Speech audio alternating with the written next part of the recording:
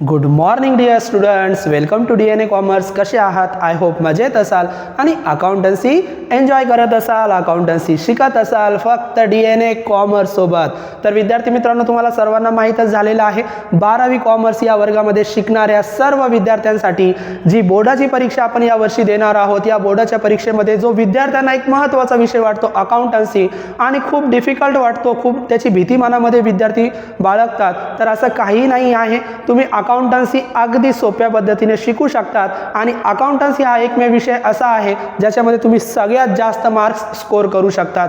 तर विद्यार्थी मित्रांनो, याच विषयाचा पूर्ण सिलेबस आपल्या यूट्यूब चॅनलवर अगदी मोफतपणे उपलब्ध करून दिला जात आहे. तुम्ही फक्त आमच्या यूट्यूब चॅनलला कनेक्ट व्हा.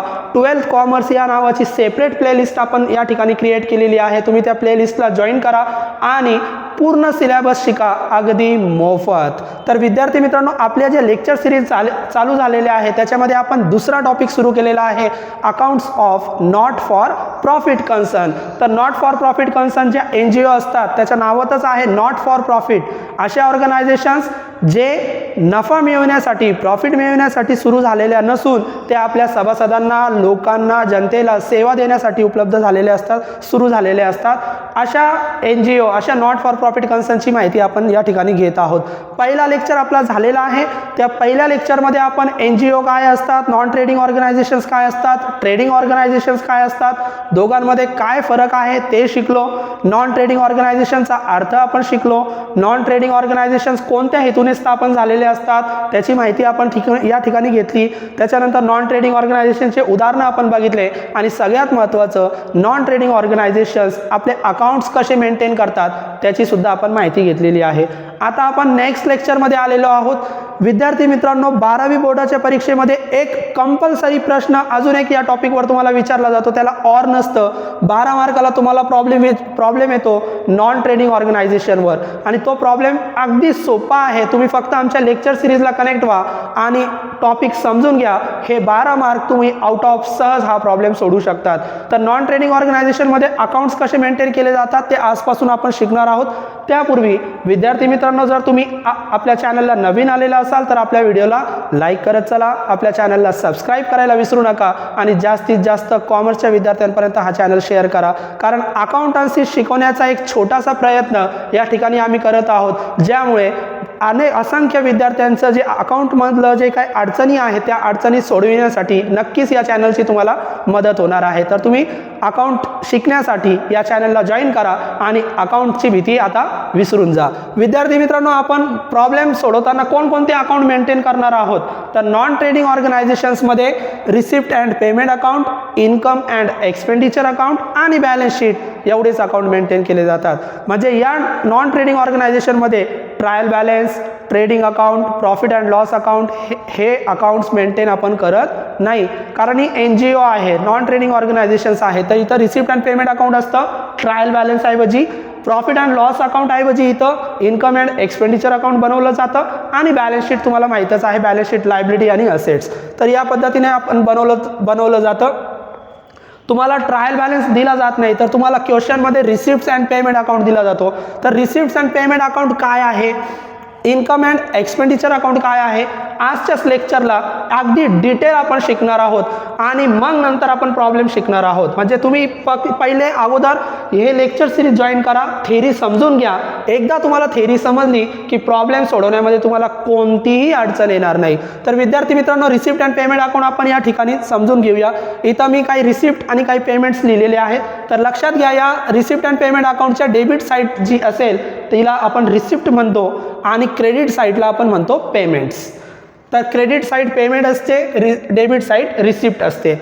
आणि या रिसिप्ट अँड पेमेंट अकाउंटवरून तुम्हाला बनवावा लागतो इन्कम अँड एक्सपेंडिचर अकाउंट आणि बॅलन्स शीट. म्हणजे सोल्युशनमध्ये आपण काय करणार आहोत, तर सोल्युशनमध्ये आपल्याला इन्कम अँड एक्सपेंडिचर अकाउंट बनवायचं आहे आणि बॅलन्स शीट बनवायची आहे. तर रिसिप्ट अँड पेमेंट अकाउंटवरून इन्कम अँड एक्सपेंडिचर अकाउंट कसं बनवतात ते आजच्या लेक्चरमध्ये आपण शिकणार आहोत. त्यापूर्वी रिसिप्ट अँड पेमेंट अकाउंट काय आहे, इन्कम अँड एक्सपेंडिचर अकाउंट काय आहे, याचे काही थोडक्यात फीचर्स मी इथं बोर्डवर लिहिलेले आहे जे तुम्हाला दिसत आहे. आपण वन बाय वन समजून घेऊया. रिसिप्ट अँड पेमेंट अकाउंट विद्यार्थी मित्रांनो, त्याची वैशिष्ट्ये काय? तर बघा, receipt and payment account it is just like a cash book. आपण 11वीला कॅश बुक शिकलो होतो. तर कॅश बुक काय असतं, तर कॅश बुक म्हणजे असं बुक ज्याच्यामध्ये फक्त कॅश ट्रान्झॅक्शन रेकॉर्ड केले जातात. म्हणजे हा एक प्रकारचा कॅश बुक आहे. इथं फक्त कॅश ट्रान्झॅक्शन रेकॉर्ड केले जातात. याचा अर्थ क्रेडिट बेसवर उधारीवर झालेले ट्रान्झॅक्शन्स या अकाउंटमध्ये रेकॉर्ड केले जात नाही. मग लक्षात ठेवा, receipt and payment account it is a cash book. दुसरा फीचर काय, receipt and payment account it is a real account. बरेच विद्यार्थी कन्फ्यूज असतात, सर हे नॉमिनल अकाउंट आहे का, कारण याला डेबिट आणि क्रेडिट दिसते. याला डेबिट आणि क्रेडिट साईड जरी दिसत असली तरी विद्यार्थी मित्रांनो एक लक्षात घ्या, हा कॅश बुक आहे, कॅश इट इज असेट, आणि हा एक रिअल अकाउंट आहे. रिअल अकाउंट आपण म्हणून याला जज करू शकतो रिसिप्ट अँड पेमेंट अकाउंट. त्याच्यानंतर तिसरं महत्त्वाचं वैशिष्ट्य, इट डेबिट शोज. म्हणजे डेबिट साईडला काय, तर रिसिप्ट असतात. Capital revenue and operating revenue, याची जी डेबिट साईड आहे याच्यामध्ये कॅपिटल आणि ऑपरेटिंग रेव्हेन्यू दोघांचा समावेश असतो.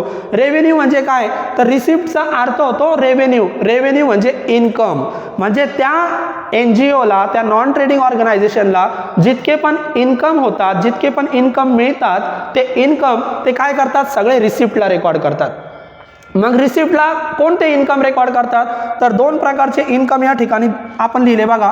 एक आहे कॅपिटल आणि एक आहे ऑपरेटिंग. ऑपरेटिंग म्हणजे रेव्हेन्यू आपण त्याला सांगू शकतो.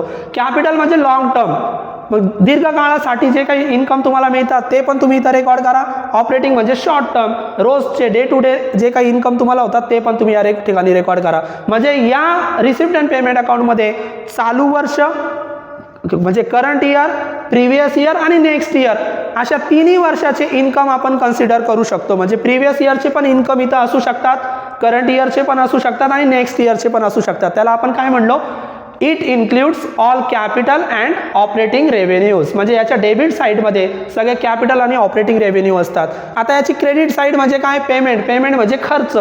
रिसिप्ट म्हणजे इन्कम, पेमेंट म्हणजे एक्सपेन्सेस. मग पेमेंटमध्ये एक्सपेन्सेस असतात, तर याच्या क्रेडिटमध्ये जे पेमेंट आहे ते पण दोन प्रकारचे पेमेंट आहे, एक्सपेन्सेस आहे, कॅपिटल एक्सपेन्सेस आणि रेव्हेन्यू एक्सपेन्सेस. मग तुम्हाला मी काय सांगितलं, कॅपिटल एक्सपेन्सेस म्हणजे असे एक्सपेन्सेस जे लॉंग टर्मसाठी केले जाणार आहेत, आणि रेव्हेन्यू एक्सपेन्सेस म्हणजे जे डे टू डे असतात, दैनंदिन स्वरूपात आपल्याला जे खर्च करावे लागतात त्याला म्हणतात रेव्हेन्यू एक्सपेन्सेस. म्हणजे दररोजचे खर्च आणि लॉंग टर्मसाठी केले जाणारे खर्च, दोन्ही प्रकारचे खर्च या ठिकाणी समाविष्ट झालेले आपल्याला दिसतात. म्हणजे पेमेंट साईडमध्ये सुद्धा तुम्ही असं म्हणू शकतात, प्रिव्हियस इयर, करंट इयर आणि नेक्स्ट इयर. म्हणजे मागचं वर्ष, चालू वर्ष आणि पुढे येणारा पुढचा वर्ष, या तिन्ही वर्षाचे खर्च या ठिकाणी आपल्याला दिसू शकतात.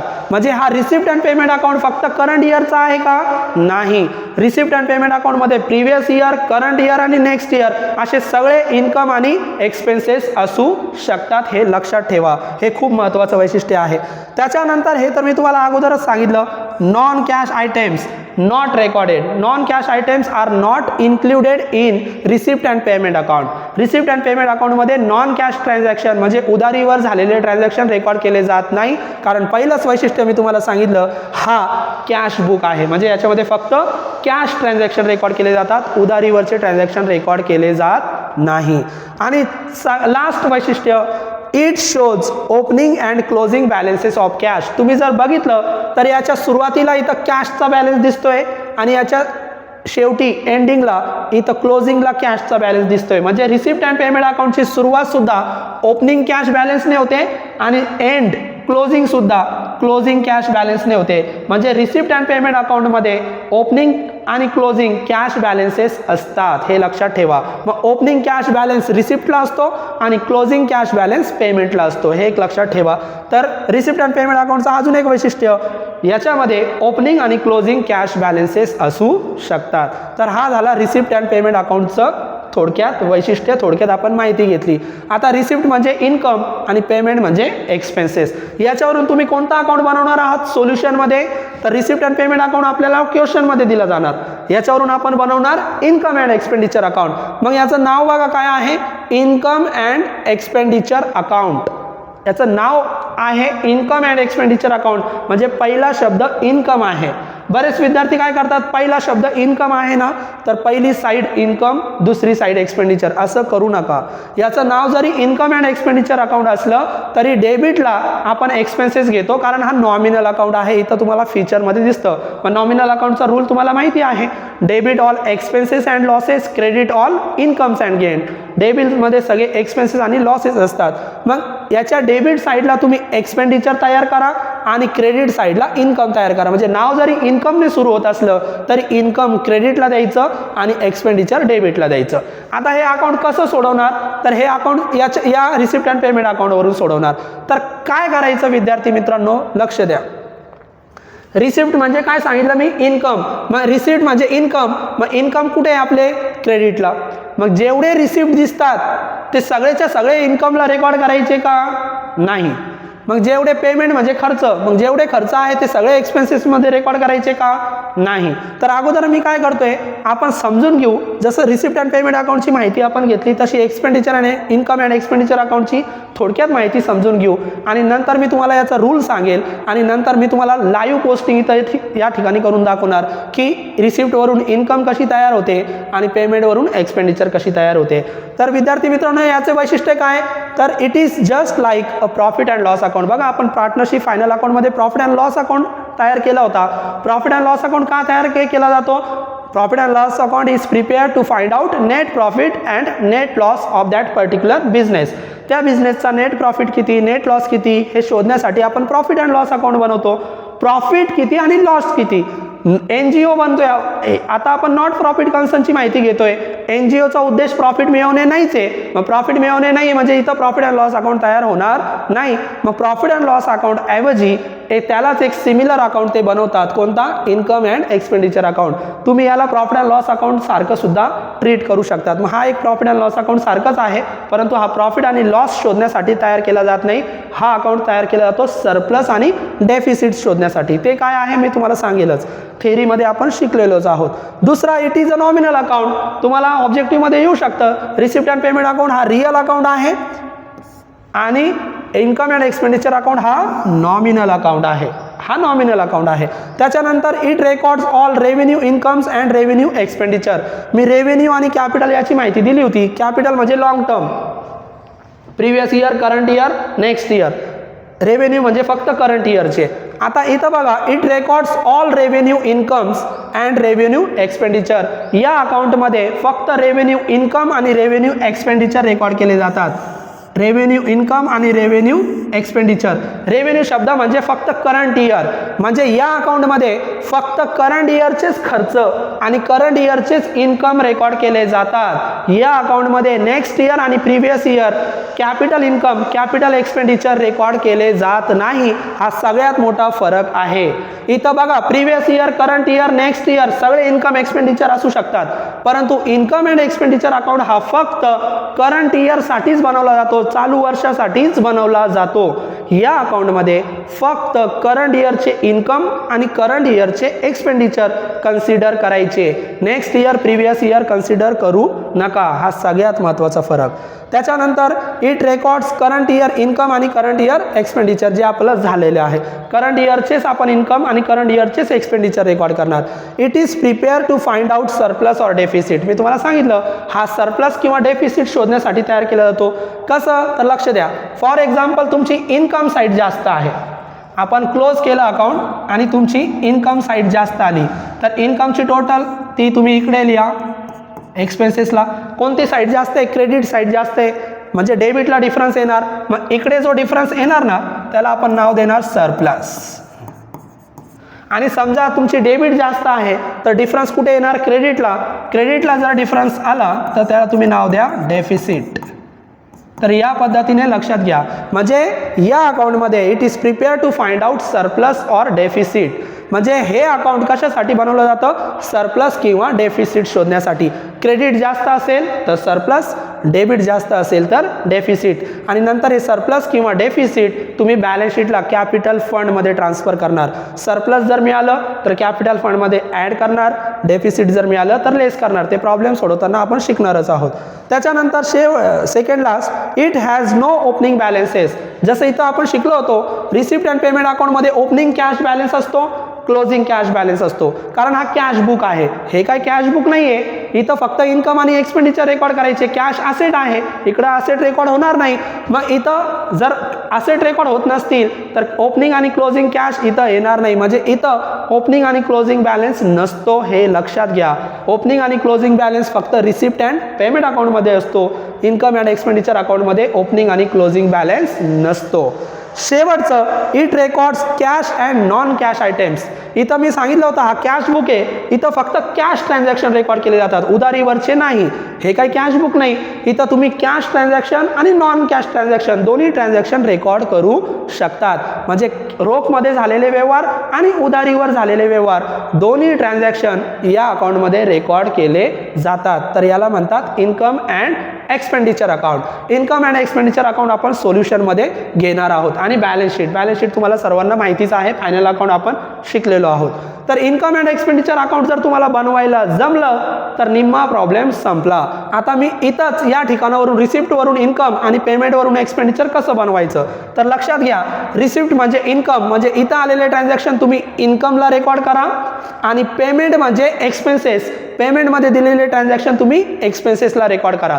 सर्वच्या सर्व का नाही, तर एक रूल तुम्हाला सांगतो, लक्षात घ्या. रिसिप्ट अँड पेमेंट अकाउंटचा रूल, जे तुम्हाला रिसिप्टमध्ये दिसतील, रिसिप्टमध्ये जे ट्रान्झॅक्शन असतात रिसिप्टमध्ये डाव्या साईडला, लेफ्ट साईडला, डेबिटला, ते काय असतात, ते मेजरली मोस्टली इन्कम असतात आणि त्यासोबत काही लायबिलिटी सुद्धा दिल्या जातात. म्हणजे रिसिप्टमध्ये इन्कम आणि लायबिलिटी असते. कुठे? रिसिप्टमध्ये.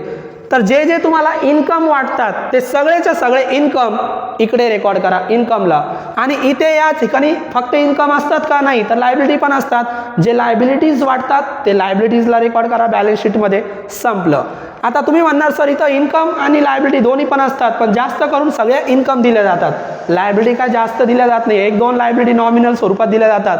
जर दिल्या तर त्या लायबिलिटी तुम्ही लायबिलिटीला रेकॉर्ड करा. त्याच्यानंतर काय पेमेंट साईड. जसं रिसिप्टमध्ये इन्कम आणि लायबिलिटी असतात तसं पेमेंटमध्ये काय असतं, तर पेमेंटमध्ये एक्सपेन्सेस आणि असेट असतात. पेमेंटमध्ये काय असतं? एक्सपेन्सेस आणि असेट.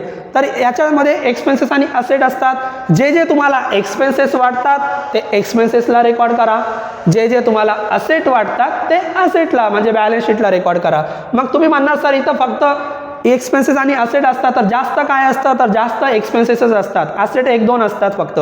तर त्या असेट तुम्हाला ओळखता आले पाहिजे.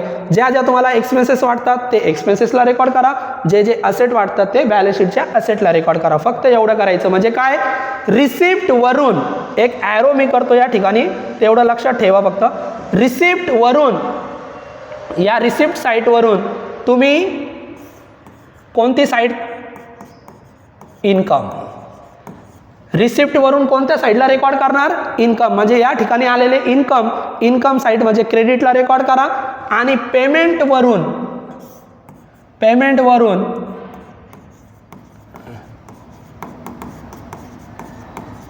एक्सपेंडिचर. पेमेंटवरून कोणती साईड तयार होणार? एक्सपेंडिचर. म्हणजे रिसिप्ट जे असतात ते इन्कम साईडला रेकॉर्ड करा, पेमेंट जे असतात ते एक्सपेंडिचरला रेकॉर्ड करा. आता काय करायचं लक्ष द्या. आता आपण हे सगळं ट्रान्सफर करू. कसं ट्रान्सफर करायचं लक्ष द्या. हे आपण इरेज करूया. तर 1 बाय 1 करा म्हणजे गोंधळ होणार नाही. अगोदर आपण काय करू? रिसिप्ट साईड सोडू. मग रिसिप्टमधून काय तयार करायचं? इन्कम. मग रिसिप्टमध्ये काय काय असतात? रिसिप्टमध्ये इन्कम आणि लायबिलिटी असतात. तर जे तुम्हाला इन्कम वाटतात ते इन्कमला रेकॉर्ड करा, जे लायबिलिटी वाटतात ते लायबिलिटीला रेकॉर्ड करा. आता इथं रिसिप्टला सुरुवातीलाच ओपनिंग बॅलन्स दिला, तर मी काय सांगितलं, इन्कम अँड एक्सपेंडिचर अकाउंटमध्ये बघा इथं आपण एक फीचर शिकलो होतो 6 नंबरचं, it has no opening balances. It has no opening balances म्हणजे हे जे ओपनिंग आणि क्लोजिंग बॅलन्सेस आहे ते इन्कम अँड एक्सपेंडिचर अकाउंटला रेकॉर्ड करायचे नाही. कारण इन्कम अँड एक्सपेंडिचर अकाउंटला ओपनिंग क्लोजिंग बॅलन्स नसतात. कशाचे? कॅशचे. कारण हा काही कॅश बुक नाही आहे. मग हे ओपनिंग बॅलन्सेस ओपनिंग बॅलन्स शीटला असतात आणि हे क्लोजिंग बॅलन्सेस आपण जी बॅलन्स शीट तयार करणार ना त्या बॅलन्स शीटच्या असेटला रेकॉर्ड करायचे. म्हणजे हे जे ओपनिंग आणि क्लोजिंग बॅलन्स आहे ते इन्कम अँड एक्सपेंडिचरला रेकॉर्ड करू नका, सोडून द्या. रिसिप्ट नंतर ओपनिंग बॅलन्स नंतर सबस्क्रिप्शन. सबस्क्रिप्शन म्हणजे काय, तर subscription it is a amount which is collected by members. Subscription म्हणजे अशी अमाऊंट जी मेंबरकडून वर्गणीच्या स्वरूपात गोळा केली जाते. म्हणजे थोडक्यात सबस्क्रिप्शनला आपण वर्गणी म्हणूया, जे मेंबर्सकडून गोळा केली जाते. आणि subscription it is a major income source of non profit concern. Non profit NGO जे असतात त्यांचा सगळ्यात जास्त इन्कम सबस्क्रिप्शनमधूनच मिळतो. म्हणजे वर्गणी ते आपल्या मेंबरकडून गोळा करतात. मग सबस्क्रिप्शन काय आहे, सबस्क्रिप्शन इन्कम आहे. मग रिसिप्ट आपण इन्कमला रेकॉर्ड करणार. मग जे जे तुम्हाला इन्कम वाटतात ते इन्कमला रेकॉर्ड करा. मग सबस्क्रिप्शन इकडे रेकॉर्ड करूया आपण. क्रेडिटची सुरुवात बायने आपण करणार, बाय सबस्क्रिप्शन. बाय सबस्क्रिप्शन जी अमाऊंट असेल ती. आता एकच इफेक्ट करायचं. जर ॲडजस्टमेंट असेल तर 2 इफेक्ट, अदरवाईज एकच इफेक्ट करायचं. म्हणजे हे एकदाच इन्कमला रेकॉर्ड करायचे, दोनदा नाही. ॲडजस्टमेंट असेल तर 2 इफेक्ट. सबस्क्रिप्शन नंतर एंट्रन्स फी आपण फक्त ओळखायचं इन्कम आहे का लायबिलिटी आहे. तर एंट्रन्स फीच्या स्वरूपात जेव्हा मेंबर या NGO मध्ये येतात तेव्हा ते एंट्रन्स फी देतात. तर एंट्रन्स फी सुद्धा त्यांचं इन्कम आहे. म्हणजे रिसिप्टला आलेली एंट्रन्स फी कुठे रेकॉर्ड करा, इन्कमला, कारण ती इन्कम आहे. मग इकडे आपण रेकॉर्ड करूया बाय एंट्रन्स फीज. जी अमाऊंट असेल ती या ठिकाणी रेकॉर्ड करा. एंट्रन्स फीज नंतर लेगसी. लेगसी सुद्धा इन्कम आहे. मग डायरेक्ट इन्कमला रेकॉर्ड करा बाय लेगसीज. म्हणजे जोपर्यंत तुम्ही रिसिप्ट साईड सोडवत आहात तोपर्यंत फक्त इन्कम साईडलाच रेकॉर्ड करायचं. एक्सपेंडिचरला बघू सुद्धा नका, फक्त इन्कम साईड. आणि लायबिलिटी असेल तर लायबिलिटीला रेकॉर्ड कराल. तर लेगसी इन्कम आहे. डोनेशन, आता बरेच विद्यार्थी कन्फ्यूज असतात, सर डोनेशन इन्कम आहे का लायबिलिटी आहे. तर डोनेशन इन्कम आहे. डोनेशन काय आहे, इन्कम आहे. परंतु donation is given for any specific purpose, any particular purpose. म्हणजे डोनेशन मिळालं परंतु डोनेशन एखाद्या विशिष्ट कामासाठी दिलेलं आहे. Donation for building fund, donation for sports material, donation for library. म्हणजे डोनेशनच्या पुढं त्याचं निमित्त, त्याचं कारण दिलेलं आहे की डोनेशन या कामासाठी वापरा. तर असं जर डोनेशन विशिष्ट स्पेसिफिक कामासाठी दिलेलं असेल तर ते डोनेशन तुमचं लायबिलिटी आहे, कारण ती लॉंग टर्मसाठी आहे. मग डोनेशन जर विशिष्ट कामासाठी दिलं तर ते लायबिलिटीला रेकॉर्ड करा. इथं फक्त डोनेशन सांगितलं, फक्त डोनेशन असेल तर ते इन्कम म्हणून रेकॉर्ड करा. तर इथं आपण लिहूया बाय डोनेशन. By donation. फक्त डोनेशन दिलं तर डायरेक्ट इन्कमला रेकॉर्ड करा. डोनेशन फॉर लायब्ररी असं सांगितलं, म्हणजे डोनेशन कशासाठी, लायब्ररीसाठी. तर विशिष्ट कारणासाठी डोनेशन जर दिलं असेल तर ते डोनेशन लॉंग टर्मसाठी वापरणार आपण, म्हणजे लायबिलिटीला रेकॉर्ड करणार. Building fund. आता इथं फंड शब्द आला, लक्ष द्या विद्यार्थी मित्रांनो. फंड ह्या लायबिलिटीज आहे. मग बिल्डिंग फंड, फंड ही आपली लायबिलिटी आहे, इन्कम नाही आहे. तर बिल्डिंग फंड आपण लायबिलिटीला रेकॉर्ड करणार, इन्कमला रेकॉर्ड करू नका, कारण ते फंड आहे. Dividend received. आता डिव्हिडंड मिळालं, डिव्हिडंड म्हणजे लाभांश. डिव्हिडंड हा इन्कम आहे. मग इकडे रेकॉर्ड करा बाय डिव्हिडंड रिसिव्ड, इन्कमला. By dividend received. जी अमाऊंट असेल ती. डिव्हिडंड इन्कम आहे. जे जे इन्कम वाटतात ते इन्कमला रेकॉर्ड करा, जे लायबिलिटी वाटतात ते लायबिलिटीला रेकॉर्ड करा. बिल्डिंग फंड लायबिलिटी होती, लायबिलिटीला रेकॉर्ड केली. Sale of old newspaper. Sale विकलं, विकल्यामुळे पैसे मिळणार म्हणजे इन्कम आहे. सेल हे आपला इन्कम आहे. मग इन्कमला रेकॉर्ड केला by sale of old newspaper. Old newspaper. त्याच्यानंतर काय, एकदाच रेकॉर्ड करायचं. ॲडजस्टमेंट असेल तर 2दा. Locker rent. रेंट, रेंट सुद्धा, रेंट म्हणजे भाडं, इन्कम आहे ते. मग रिसिप्टला रेंट आलं तर इन्कम, पेमेंटला आलं तर एक्सपेन्सेस. मग इन्कम आहे, मग इन्कमला रेकॉर्ड करा बाय लॉकर रेंट. त्याच्यानंतर काय, ट्युशन फीज. सगळ्या फीज काय आहे, इन्कम आहे. फीच्या स्वरूपात त्यांना जे पैसे मिळतात ते त्यांचं इन्कम आहे. मग ट्युशन फीज, जे काही NGO कॉलेजेस असतात, NGO स्कूल असतात, त्यांना ट्युशन फीज मिळाली. ट्युशन फीज सुद्धा इन्कम आहे. बघा काय केलं विद्यार्थी मित्रांनो, आपण रिसिप्ट साईडमध्ये जे जे इन्कम आहे ते सगळे इन्कमला रेकॉर्ड केले आणि जे लायबिलिटी आहे ते लायबिलिटीला रेकॉर्ड केले. फक्त एवढंच करायचं. आता रिसिप्ट साईड संपली. रिसिप्ट साईड संपल्यावर तुम्ही पेमेंट साईड सोडवा, म्हणजे एक एक करून सोडवायचं, तुम्ही गोंधळ होणार नाही. आता पेमेंटचा नियम काय सांगितला मी तुम्हाला, पेमेंट हा एक्सपेन्सेस असू शकतो किंवा असेट असू शकतो. जे ज्या पेमेंटमध्ये तुम्हाला खर्च वाटतात ते एक्सपेंडिचरला रेकॉर्ड करा आणि जे असेट वाटतात ते असेटला रेकॉर्ड करा, फक्त एकदाच.